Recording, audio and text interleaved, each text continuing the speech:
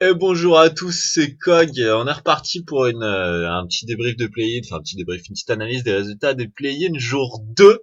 La deuxième journée s'est achevée et avec ça, le groupe A et le groupe B sont désormais terminés. On saura quelles équipes passent pour les BO5. Avant que la vidéo commence, je vous fais une suggestion pour ceux qui veulent pas forcément se faire spoiler, voir les résultats et qui veulent juste voir peut-être le meilleur match de la soirée. Je vous conseille je perds le nom, le Lion Gaming contre World Elite. Il est excellent, excellent match vraiment. Donc je vous conseille d'aller le voir si vous voulez pas vous faire spoiler ou si vous voulez le voir avant de se faire spoiler le reste. C'est vraiment le meilleur match de la soirée à mon sens et je vous invite à le voir. Donc c'est bon pour ceux qui veulent quitter. C'est fait. Pour les autres, on est parti. Ok. Alors, premier match de la soirée, Team One contre Cloud9. Team One qui ne montre toujours rien.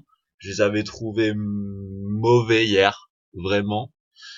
Et ils ne montrent rien clairement dans ce match. Ils se font rouler dessus en 22 minutes par Cloud9. Il y a pas grand chose à dire sur cette game. C'est un stomp absolu, dû surtout au 2v2. Il y a un 2v2 sur la mid lane qui se prend très tôt. Et avec une erreur de focus, Elise Talia meurt, il y a un autre 2v2 qui va se reprendre 3 minutes plus tard et remeurt encore. Ce qui fait qu'on se retrouve avec un Rise à 3-0-1 à 5 minutes qui devient totalement inarrêtable. Et globalement, sauf la botlane où Absolute et Redbert arrivent à mettre une bonne pression sur Sneaky et Smoothie, mais globalement, toutes les autres lanes finissent par se faire écraser. Un Shen, ferveur de bataille. Je n'ai pas compris le choix de Masteries, mais qui se fera molester par un Shogat sous sa tour à répétition avec Contrax qui va juste détruire la partie. Donc Stomp de 22 minutes, Team One ne montre rien, Cloud9 est solide et montre une bonne capacité de snowball comme on pouvait l'attendre après la première journée. Deuxième match, Lyon Gaming contre World Elite, c'est celui-là que je vous ai conseillé de voir parce qu'honnêtement, il était vraiment vraiment bien. Alors déjà, on a des compos un peu champagne avec le petit Kha'Zix et Ezreal dans la jungle. Ezreal, c'était un peu plus attendu avec la solo queue, Kha'Zix c'est un peu moins et honnêtement, la game est vraiment bien. Lyon Gaming s'accroche, ça joue. Le match est tendu de bout en bout. C'est vraiment une belle partie. Malheureusement, les Lyon Gaming finiront par perdre un petit peu pied dans la partie.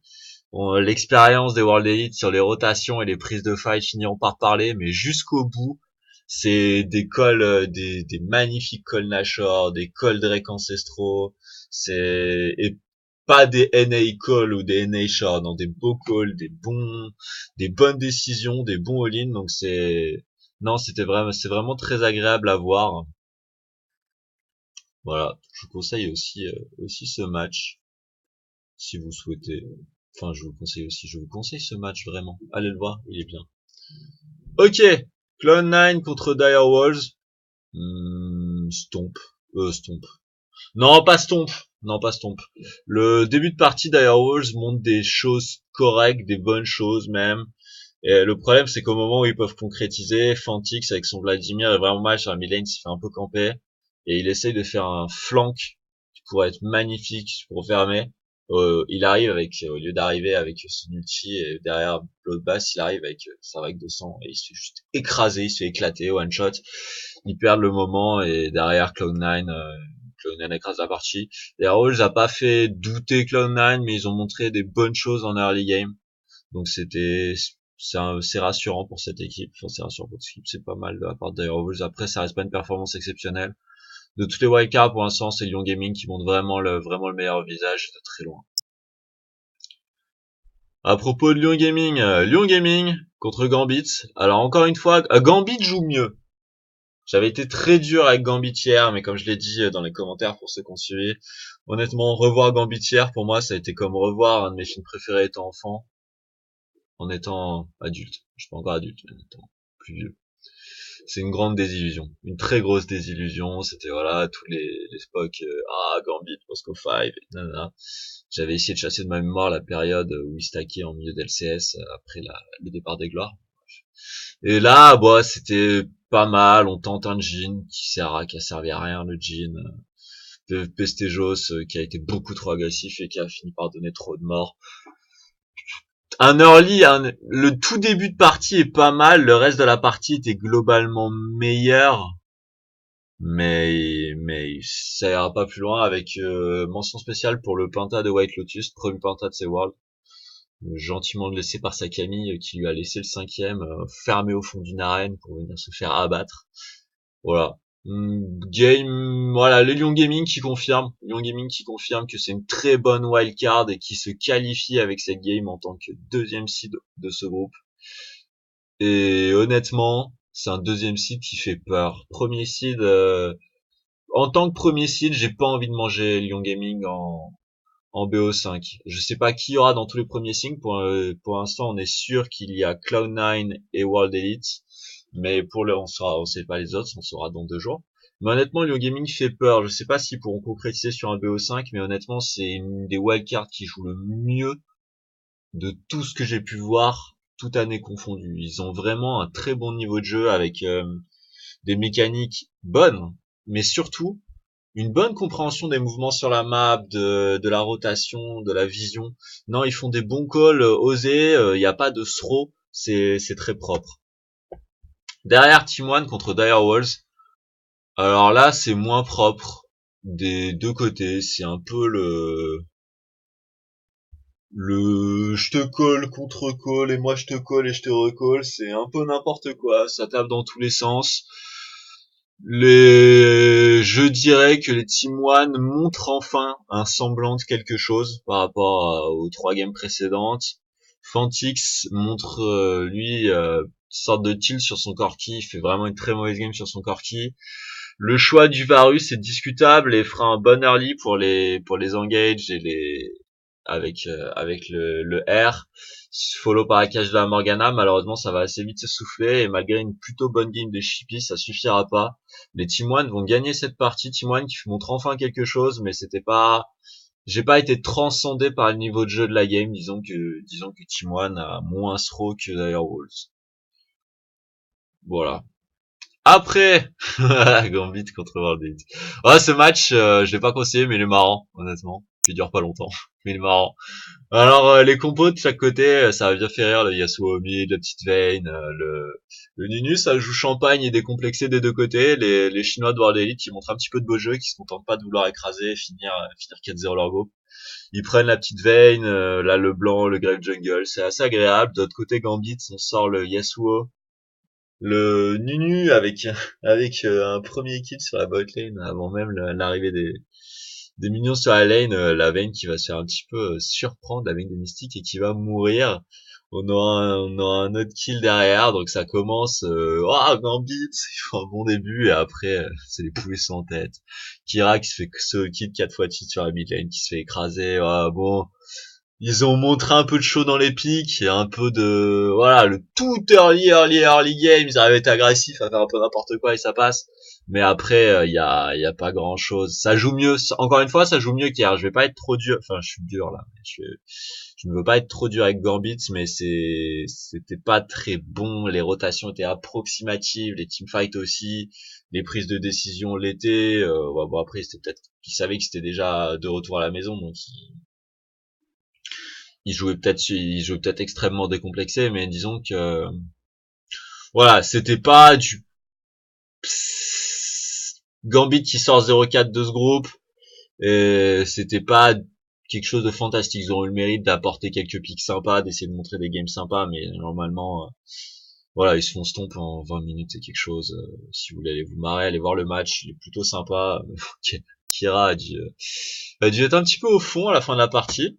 Après, eh oui, oh, on a déjà vu ça. Et non, parce que comme Direwolves et Tuman se retrouvaient à 1-3 et 1-3 à la suite de ces 2 jours, il fallait qu'ils jouent un tie-break pour savoir qui irait en seconde seed pour le pool 2. Et c'est une game qui est pas trop mal gérée des deux côtés. Ça va. C'est comme similaire à la game d'avant, on va dire. Mais d'ailleurs, on a un Olaf, parenthèse, on a eu un Olaf Aurelion Sol qui était plutôt joli. C'était agréable à voir, des pics qu'on n'attendait pas forcément. On avait vu Olaf se faire ban plusieurs fois, et là, il était open, et effectivement, Forlan a joué. Et c'était pas mal. Et Brucer aussi sur un Aurelion Sun, c'était assez rafraîchissant, c'était plutôt bien joué. De l'autre côté, Chippis qui a fait quelques erreurs sur son Rumble, Fantix qui était pas brillant, j'ai trouvé sur son Corki, mais globalement la game était plutôt équilibrée jusqu'à ce que Direwolf fasse des grosses erreurs de decision making. Pour moi, à un moment ils vont sur la top lane à 5 tuer un Alistar quand laissant des tours, ou alors t'as Chippis qui TP sur un Fire Drake pour essayer de le sécuriser, alors que Vevert vient d'invoquer un héros de la faille sur la top lane, ils se font arracher quasiment une T3 à 18 minutes de jeu. Plein de moves douteux, suivis de bons moves où ils arrivent finalement à trouver le bon engage, le bon fight et à se remettre un peu dans la partie. C'était tentant. Encore une fois, c'est Team One qui gagne, mais c'est pas convaincu. Je suis pas transcendé par le niveau des deux équipes dans ce match, et donc Team One qui va rejoindre Cloud9 pour le second seed. Et honnêtement, je pense pas que ça sera un second seed qui fait très peur. Bien au contraire, Team One a montré de la progression dans les matchs contre Direwolves par rapport à ce qu'ils avaient montré hier, où ils avaient montré strictement rien contre Cloud9 en début de journée, où ils se sont fait stomp, il y avait rien de montré aussi. Donc Team One qui montre quelque chose, qui offre quelques nouveaux pics, une meilleure gestion de ses decision making qui était jusque-là catastrophique, je trouvais. Là, on a une meilleure decision making, etc. Mais c'est pas un second site qui fait peur, et à mon avis, ils vont se faire crush dans le BO5. Mais wait and see. Petit récap des classements. Donc, comme je l'ai dit, World Elite et Cloud9 qui arrachent le premier site 4-0 chacun dans leur groupe. Résultat un petit peu attendu, c'était quand même les players des top régions. Enfin, les équipes des top régions qui, normalement, ne passaient pas par ce format pour aller en group stage de World, et qui passent pas encore en group stage de World, mais en BO5 assez logiquement en s'imposant 4-0. Lyon, mention spéciale à Lyon Gaming qui arrive en second seed et qui montre vraiment des belles choses. C'est un second seed que je trouve solide et une wildcard que j'ai envie de revoir parce que j'ai bien apprécié leur style de jeu et ils m'ont fait passer 2 très bonnes journées avec des belles games et des bonnes décisions. Vraiment peu communes au niveau wildcard et qui tend à se démocratiser de plus en plus. Ces wildcards jouent de mieux en mieux chaque année. Et c'est très appréciable. Ça fait vraiment plaisir de voir les régions gap close comme ça. Et ça ne présage que du mieux pour les Worlds à venir. De l'autre côté, Team One qui se qualifie en second seed, on vient d'en parler. Je suis pas extrêmement convaincu par le second seed, mais disons que c'est ceux qui ont joué le moins mal aujourd'hui contre Direwolves. Je pense surtout que Fantix c'était un peu tilt après sa game sur Vladimir en début de journée, et ça lui a peut-être coûté les matchs contre Team One, où avec son Corki, il offre pas grand chose. C'est un petit peu dommage pour Direwolves que j'aurais vu plus passer que Team One au final. Bon, c'est Team One qui passe, donc voilà, GG Team One je suppose, mais à mon avis ça va se faire écraser en BO5 à la suite. Et enfin, dans les derniers de chaque groupe, on retrouve Gambit Gaming 04 qui jouait mieux aujourd'hui. Il faut le concéder que ça jouait mieux que hier, mais c'était encore très loin d'un niveau attendu pour des play-in. Il faut se rappeler que je suis peut-être dur avec eux, mais là on est sur un format de play-in. Alors c'est pas encore les group stage de World, mais les tours se rétrécissent énormément. Toutes les équipes qui sont là, même les wildcards comme T1, Direwolves, Lyon Gaming ont dû gagner leur région pour venir. Gambit aussi a dû gagner sa région pour venir. Donc on est déjà sur quelque chose de très sélectif. Et là, je l'ai dit dans ma vidéo de format, il y a 4 équipes qui vont passer sur 12. Donc on réduit encore énormément l'entonnoir pour aller sur des top teams. On va se retrouver avec les group stage de World où il y a un niveau de jeu qui est quand même très relevé.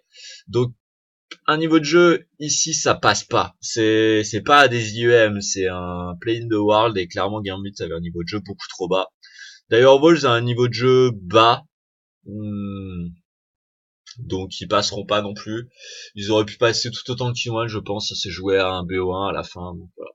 Honnêtement, Team One, Direwolves et Gambit montrent pas grand chose. Enfin, montrent pas quelque chose de fou, mais il y a quand même une progression dans le niveau des wildcards, faut l'avouer. Mais Young Gaming montre que les wildcards progressent et progressent vraiment bien, et c'est une belle lueur d'espoir. Et je pense que je vais vraiment supporter cette équipe pour la suite parce qu'ils m'ont fait plaisir. Pour finir, abonnez-vous, parce que ça fait super plaisir, ça me motive à continuer les vidéos. N'hésitez pas à like et à faire des commentaires, même s'ils sont négatifs, je m'en fous, je veux juste qu'ils soient constructifs. Je préfère même des commentaires, les commentaires négatifs et constructifs m'aident énormément. C'est justement grâce à quelqu'un qui me suis posé la vidéo d'avant de présenter en début de vidéo, hey, ça serait bien si tu disais le match à voir de la soirée, donc j'ai essayé de le faire. Si des choses vous plaisent pas, j'essaie d'améliorer la qualité d'image, la qualité de son. Je sais que le micro est pas encore top, faut que je vois pour investir. Il y a un nouveau PC qui arrive énormément parce que j'en ai besoin, et que celui-là commence à être un petit peu vieux pour peut-être pouvoir recommencer les gameplays sans drop de FPS. Donc voilà, j'espère en tout cas que la vidéo vous a plu. Encore une fois, je m'éclate vraiment à faire ce format et à partager mes analyses de game. Et j'espère que vous aussi ça vous plaît. Je vous souhaite une très bonne journée. Bye.